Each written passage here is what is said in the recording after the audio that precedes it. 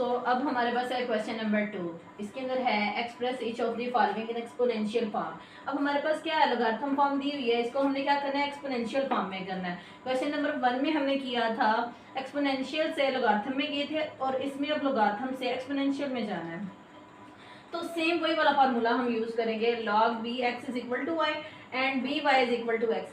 पहले हमने क्या किया था क्वेश्चन नंबर 1 में, उसमें हम यहाँ से यहाँ पे गए थे, और अब इसमें क्या करना है, इसमें हमने यहाँ से यहाँ पे आना है। अब यहाँ पे हमारे पास log b x is equal to y दिया होगा, log b x is equal to y, change किसमें करना है, b y is equal to x. तो b क्या है हमारे पास यहाँ पे 5, ठीक है। y क्या है हमारे पास 3, किसके इक्वल रखना है, x के, x क्या है 125। सो ये हमारे पास हो गया क्वेश्चन सॉल्व, ठीक है।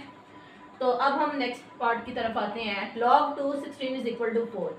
सो सेम उसी तरह से हमने करना है, log 2 यहाँ पे b क्या है हमारे पास 2, यहाँ पे अब y चाहिए, y क्या इक्वल क्या आगे 4 इक्वल, सो x क्या है हमारे पास 16। ये वाला भी क्वेश्चन हो गया सॉल्व, ठीक है। अब हम आते हैं थर्ड पार्ट की तरफ, log 23 1 इज इक्वल टू 0। सो यहाँ पे हमारे पास क्या है, b 23 है, और यहाँ पे हमारे पास ये देखें y के इक्वल क्या है 0, किसके इक्वल, यहाँ पे x क्या है हमारे पास 1।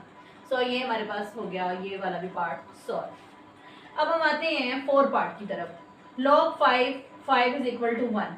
सो b क्या है हमारे पास, सेम उसी तरह से 5 है, यहाँ पे y है, तो y हमारे पास किसके इक्वल है 1 के, ये ऊपर आ गया is equal to, so x क्या है हमारे पास 5, ये वाला भी हो गया पार्ट सोल्व।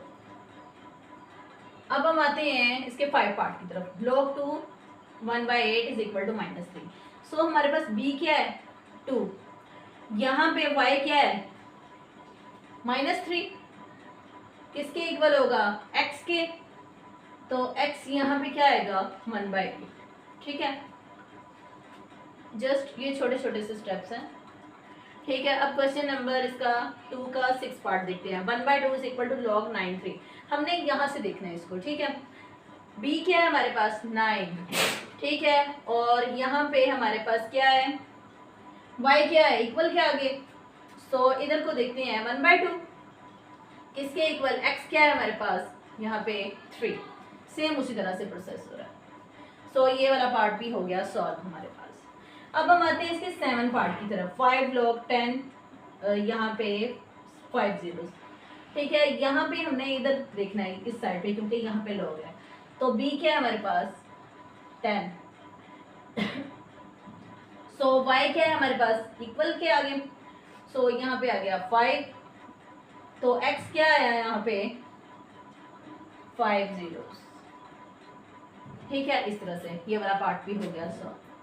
अब लास्ट पार्ट की तरफ आते हैं, सेम उसी तरह से है बस।